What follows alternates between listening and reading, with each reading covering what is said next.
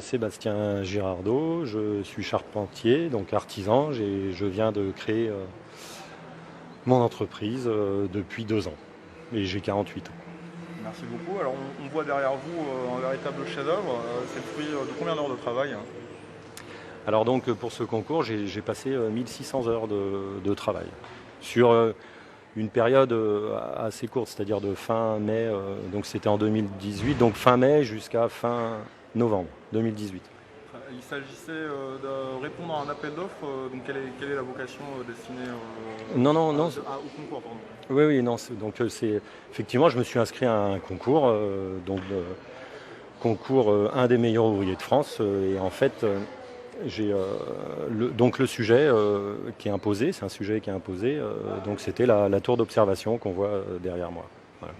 Très bien. Donc, du coup, vous êtes inspiré des contraintes locales guyanaises. Non, en fait, on ne peut pas parce que le concours est très bien comment dire, cadré. C'est que pour tous les candidats, en fait, en tout cas, ce qui se passe en charpente, c'est-à-dire on a un volume à respecter. Il y a des choses qui sont imposées, comme ici sur la maquette, ce qu'on voit, c'est que les poteaux et l'inclinaison, ainsi que la forme de la sinoïde ici en haut, et l'oculus et la hauteur de la plateforme avec une forme sur la plateforme là qu'on ne voit pas, ça c'était imposé. Mais du coup, bon, on savait qu'il y avait un escalier à créer, mais après ça laissait beaucoup de place pardon, à la créativité du charpentier. Donc c'est pour ça que ce sujet était intéressant, parce que donc ça se veut plutôt moderne comme conception, et du coup en tant que participant, on pouvait quand même, on avait beaucoup d'initiatives pour pouvoir créer un peu comme on voulait, hein, parce qu'on est 3 candidats à avoir participé à la finale, et les 2 autres maquettes se ressemblent sur le volume, mais pas du tout dans la conception. Alors, vous avez été distingué en 2018. Comment se fait-il qu'on ne puisse voir cette magnifique œuvre qu'à présent? Alors, ouais, en date, c'est-à-dire la finale, elle était à Rumilly au lycée professionnel, donc ça c'était la dernière semaine de novembre 2018 exactement. Donc après, les membres du jury corrigent les maquettes, le dossier technique, et on a l'info, on a un courrier. Moi j'ai reçu le courrier le 26 décembre, quelque chose comme ça, en Guyane, comme quoi j'étais lauréat du 26e concours. Et après, il y a une remise, c'est-à-dire on peut profiter pleinement de notre titre de meilleur ouvrier de France qu'à partir du moment où on a une remise officielle de la médaille qui se fait à la Sorbonne. Et ça, c'était le 13 mai 2019. Et j'ai eu la chance, moi, de faire partie, avec 5 autres lauréats, d'avoir la remise de la médaille à l'Élysée par le président Emmanuel Macron. Et vous lui avez parlé de la Guyane? Pas spécialement, mais disons que après, moi, effectivement, c'est comme j'ai dit, c'était aussi, c'était bien. C'est pour ça que j'ai bien accentué sur les essences guyanaises, et de dire que voilà, en Guyane, il y a des compétences, il y a des meilleurs ouvriers de France. Après, je ne suis pas le seul meilleur ouvrier de France guyanais, hein. Il y avait qui a été mon patron pendant quelques années, Monsieur François Auger, qui est lauréat 2004, meilleur ouvrier de France. Bon, il a continué son parcours professionnel sur Paris. Maintenant, il est architecte. Voilà. Très bien. Et est-ce que vous pouvez nous décrire un petit peu votre décoration, sa symbolique? Alors, on voit une équerre pour la rigueur. Bon, là, j'ai pas mes lunettes. Je vois à l'envers, je suis désolé. Vous n'avez pas eu l'occasion vraiment de la scruter? Non, c'est vrai, pas vraiment. C'est vrai que je l'ai exposée dans mon bureau, et puis elle m'accompagne tous les jours, donc c'est vrai que c'est une grande fierté pour moi, mais on va dire, je la scrute pas tous les jours. C'est vrai que j'ai pas prêté. Non, mais c'est honneur, travail. De toute façon, pour arriver à l'excellence comme ça, il n'y a pas de secret, c'est le travail, hein, dans tous les métiers. Je vous remercie. Est-ce que vous pouvez nous dire quelques mots quant à vos projets, vos futures réalisations en Guyane? Mes projets, comme je vous expliquais, ma société est récente, donc moi, tout simplement, je veux que mon entreprise évolue, on va dire, normalement. Bon, je veux rester artisanal, donc j'ai des chouettes projets que j'arrive à réaliser là dans les mois à venir, donc c'est intéressant. Ouais. C'est des belles perspectives, quoi. À la fois sur le littoral mais aussi en commune Oui, enfin après moi je suis situé à Dégradé-Quinte, donc c'est plutôt Rémire-Montjoly, Matoury, des fois Kourou, Cayenne, donc je reste. Le travail est là, hein, il y a du travail. Stable, puisque à peu près partout. Et je tenais à vous offrir évidemment la médaille de Guyane. Alors c'est une médaille d'argent, c'est l'humilité de l'État, sans vouloir remplacer la médaille d'or. Mais si vous avez envie de changer de temps en temps, vous pourrez mettre la médaille juste au-dessus. Ça n'aura peut-être pas le même effet, mais c'est quasiment... J'en profite, tenez. Voilà, elle est très belle et il y a tous les symboles. Merci à vous.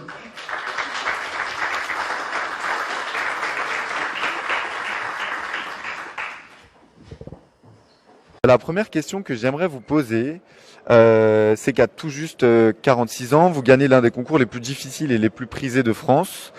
Qu'est-ce que vous ressentez, tout simplement, aujourd'hui? Eh ben, alors j'ai 48 ans, petite rectification. Euh, non, mais tout simplement, c'est une grande fierté et puis c'est l'aboutissement alors déjà de 1600 heures de travail, mais en dehors de ça, ça fait déjà 32 ans que je suis dans la profession, donc on va dire, j'arrive à, la boucle n'est pas bouclée, mais professionnellement, c'est très satisfaisant, et puis c'est d'avoir la reconnaissance de ses pairs. Et donc, vous nous dites que c'est énormément de travail, 6 mois d'acharnement. Est-ce que vous pouvez nous raconter un peu comment ça s'est déroulé, cette compétition hors du commun? Alors dans un premier temps, pour participer au concours, on s'inscrit sur le site en ligne du COETMOF, où tout simplement on renseigne son nom, son adresse, quelle classe, dans quelle catégorie on veut participer au concours. Et donc l'inscription est payante, hein, je crois que maintenant pour le 27e concours c'est 200 €.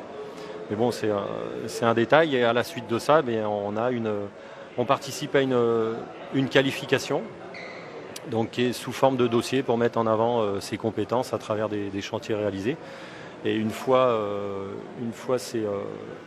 ce dossier de qualification fait, il y a un jury qui corrige ce dossier, et à la suite de ça, soit on est reçu, entre parenthèses, on est qualifié pour poursuivre le concours et participer à l'épreuve finale. Et quand vous vous êtes lancé, c'était un pari un peu fou, ou est-ce que vous étiez serein? Est-ce que c'était une évidence? Effectivement, c'est un challenge personnel. Après, non, c'est pas du tout une évidence, parce que la philosophie de participer à ce concours meilleur ouvrier de France, enfin, un des meilleurs ouvriers de France, c'est justement c'est de se surpasser professionnellement, mais pas que professionnellement, parce que sur 6 mois de travail, pratiquement, c'est une épreuve à chaque instant, tous les jours, professionnellement, humainement. Donc c'est pas évident, mais non, c'était pas du tout gagné d'avance. Mais j'avais déjà participé une fois en 2011 où comme je dis ironiquement que j'étais bof 2011. Donc, mais c'est pas grave. Après il faut persévérer, et puis il faut continuer. Alors après, c'est vrai que les sessions sont tous les 3 ans. Donc effectivement, s'il y a un échec, là la session c'était 2016-2018. Donc on est vraiment consacré meilleur ouvrier de France l'année qui suit à la Sorbonne. Et donc là, le prochain concours, c'est 2019-2022. Donc voilà, il y a un lauréat en Guyane qui s'est inscrit dans la section charpente. D'accord. Et qu'est-ce qui a été le plus dur pour vous quand vous avez passé ce concours? On va dire la maquette en général, c'est surtout la partie en fait. Ce on dit chapeau chinois, vous voyez, c'est la courbe, la vague, ça s'appelle une sinoïde. Donc ça, c'est effectivement, techniquement en charpente, c'est du lamellé croche qui est en plus état des verres, et aussi vous avez le limon de l'escalier qui épouse parfaitement il faut symboliser un cône qui se rétrécit, qui s'écarte à niveau, et en même temps qui est incliné. Donc il faut que le limon de l'escalier il épouse cette forme-là. Donc ça, c'était vraiment les deux parties les plus dures. Et donc ça vous a fait douter par moment? Alors non, justement, j'ai pas vraiment douté. C'est-à-dire à chaque fois, quand la conception, l'idée est venue assez rapidement. Mais c'est vrai que quand j'avais modélisé ma structure en haut, le chapeau, ou même l'escalier, j'ai dit mince, maintenant il va falloir le réaliser. Mais du coup, si je butais à un endroit, je passais sur autre chose de la maquette, je m'arrêtais pas. Après, on réfléchit tout le temps, hein. Pendant les 6 mois, on pense maquette, on s'endort, on pense à la maquette, on se réveille, quand on mange, on pense à la fin. On est à 100% dessus, sinon ça marche pas. Ouais. C'est un peu le paroxysme en fait, cette création-là pour vous. C'est un peu un paroxysme en fait au niveau de votre art, au niveau de ce que vous faites. Oui, si vous voulez, ça. Moi, quand j'ai vu à l'inscription du concours, on voit une esquisse de la maquette qu'on peut voir sur derrière. Il y a tout un dossier technique où on voit l'esquisse de la maquette. Et effectivement, moi, quand j'ai vu ça, je me suis dit, bon, ça j'ai vraiment envie de le réaliser. Mais c'est vrai que dans la vie de tous les jours d'un charpentier, malheureusement, on ne fait pas des chantiers comme ça. C'est dommage, mais bon, voilà. C'est là, après, voilà, ça c'est pas utopique. Peut-être qu'un jour on la fera, cette tour d'observation. On ne sait jamais, en Guyane. Ça serait chouette. C'est vrai, comme je disais tout à l'heure, ça serait vraiment je serais allé au bout quoi, de ce concours. On l'espère vivement. Justement, je voulais vous parler un petit peu de votre rapport avec la Guyane. Parce que quand on regarde votre parcours, on voit que vous êtes passé en Alsace, à Bordeaux, dans le Périgord. On voit un passage même en Arabie Saoudite, en Russie. Et en 2001, on voit Rémire-Montjoly, la Guyane. Est-ce que vous pouvez nous expliquer un peu pourquoi vous êtes arrivé ici et qu'est-ce qui vous a donné envie de venir ou de revenir? Après, la vie est simple. Effectivement, le parcours que vous parlez, c'est tout simplement le parcours de formation que j'ai fait chez les Compagnons du Devoir. Donc, en voyageant dans une quinzaine de villes de la France métropolitaine. Et une fois mon Tour de France terminé et que j'avais été reçu compagnon, en fait, j'avais encore envie de voyage. Donc effectivement, je suis allé en Arabie Saoudite, à Moscou, et un compagnon à la fin, un compagnon charpentier m'avait appelé, qui était en Guyane, donc pour pas le citer, François Auger, qui est lui également lauréat 2004, meilleur ouvrier de France. Voilà, il cherchait un charpentier, donc c'est tout naturellement que j'ai poursuivi mon voyage. Et puis, effectivement, c'est pas la charpente qui m'a fait revenir en Guyane, c'est l'amour. Donc, j'ai rencontré ma femme. Et puis voilà. Donc, je suis revenu et puis on a créé notre famille, on a fait notre bout de chemin, tout simplement. La vie, tout simplement. Ok. Et est-ce que ça vous a aidé d'être résident en Guyane pour gagner ce concours? On sait qu'il y a assez peu de Guyanais qui le gagnent. Est-ce que ça vous a aidé ou est-ce qu'au contraire ça a été un inconvénient? Est-ce que ça vous a donné des obstacles supplémentaires? Je dirais les deux. En fait, ça a été un avantage, je pense, parce que je pouvais mettre en avant les bois de Guyane, parce qu'il y a des super essences. Là, pour la maquette, c'est purement esthétique. Les bois qui sont là, qui sont mis en évidence pour la maquette, c'est purement esthétique. Mais donc, j'ai essayé de mélanger les bois de Guyane que j'estimais que j'avais envie de voir et puis qui sont aussi faciles à travailler, pour certains, à certains endroits, comme toutes les parties croches, je les ai fait en Wakapu parce que c'est un bois de classe 4, mais c'est vraiment facile à travailler. Et puis un inconvénient, parce que l'éloignement, le fait d'être en Guyane, on ne trouve pas tous les éléments qu'on pourrait trouver si on était sur la métropole, tout ce qui est maquette. Après, tout ce qui est, on va dire, colle, on a quand même des fournisseurs locaux qui sont bien achalandés. Mais tous ces petites visseries qu'on peut avoir besoin sur de la quincaillerie un peu particulière, de quincaillerie de maquette qui n'est pas évidente à trouver. Et puis il y a le gros souci aussi, c'est le transport, parce que pour la finale qui était à Rumilly, donc au lycée professionnel, il fallait emmener la maquette. Mais là, j'ai eu un partenaire. Partenaire financier, oui, parce que un sponsor qui a pris en charge la totalité du transport pour envoyer la maquette par avion à la finale. Donc c'est la société Semco qui m'a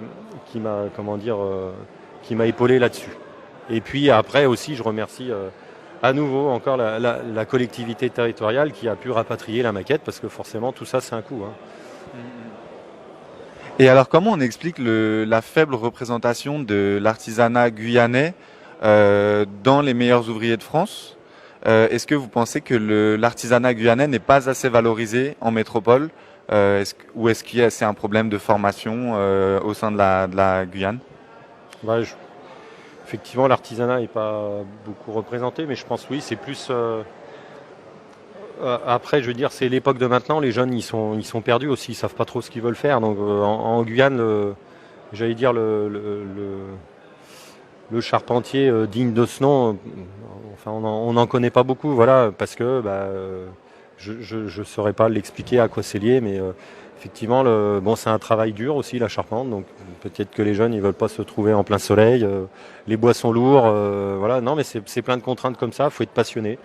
Je ne saurais pas trop l'expliquer, mais je pense qu'effectivement, il y a un problème de formation aussi à la base. Mais le CAP de charpente n'existe pas vraiment, quoi. Il faudrait revenir à la formation initiale, en fait, c'est-à-dire d'avoir des jeunes donc au lycée ou au collège pour apprendre les mathématiques, le français, mais d'être tous les 3-4 semaines ou tous les mois, passer au moins un mois en entreprise, quoi, d'alterner entre formation sur le tas en entreprise et la formation au collège, comme j'ai eu moi, comme j'ai appris quand j'étais apprenti charpentier. Et vous voyez du potentiel pour la filière bois en Guyane ici? Oui, oui, bien sûr. Moi, j'ai pris quelques jeunes en stage. Hein. Il y a des jeunes qui ont du talent. Il faut juste, faut les accompagner, c'est tout, hein, et être patient. Il n'y a pas d'autre solution. Et alors, peut-être une avant-dernière question. Ah oui, j'avais juste une question avant, rapport au Covid. Vous avez reçu votre nomination pendant l'épidémie du Covid. En quoi ça a impacté cette nomination?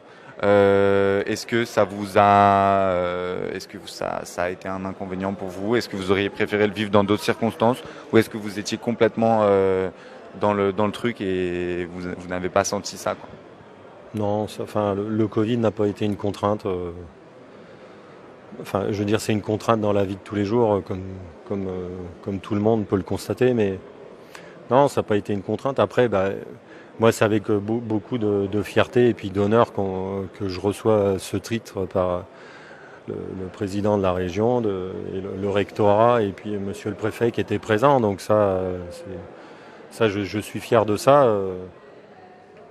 Mais après, si vous voulez, depuis on va dire la remise des médailles à la Sorbonne, je suis officiellement meilleur ouvrier de France. Donc là, on m'a remis officiellement mon diplôme. Donc oui, c'est avec grande fierté. Et malgré ce Covid, bon, ça s'est fait plus d'un an après, mais c'est absolument pas un problème. Et après cette consécration, en fait, qu'est-ce qu'on peut vous souhaiter pour l'avenir? Quels sont vos projets? Qu'est-ce que vous pouvez faire de mieux? Non, mon projet, il est simple. C'est comme maintenant, je suis installé à mon compte, je suis artisan, donc c'est de faire évoluer mon entreprise comme il se doit, en gardant une échelle humaine et artisanale. C'est tout. Ok, on vous le souhaite. Merci beaucoup. Merci. Oui, bonjour à tous, pardon, bonsoir. Que dire, merci de m'avoir prévenu, mais bon, on va s'en sortir. Et en vertu des pouvoirs qui me sont conférés, je vous remets ce diplôme. J'ai l'extrême fierté de vous le remettre. Et j'espère que la jeunesse guyanaise